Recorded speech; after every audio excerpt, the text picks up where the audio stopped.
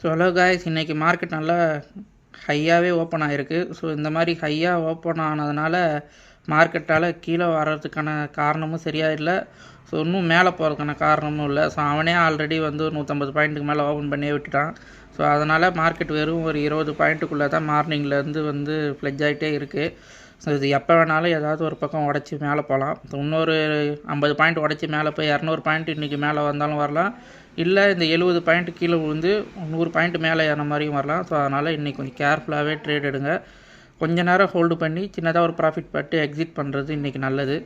So வந்து நான் வந்து காலையிலே 2 ட்ரேடு எடுத்தேன். ஸோ கால் ஒன்று எடுத்திருக்கேன், புட்டு ஒன்று எடுத்திருக்கேன். ஒரு 1384 ரூபா. ஸோ இன்றைக்கி 1000 கிட்ட ப்ராஃபிட், 1200 கிட்ட ப்ராஃபிட்.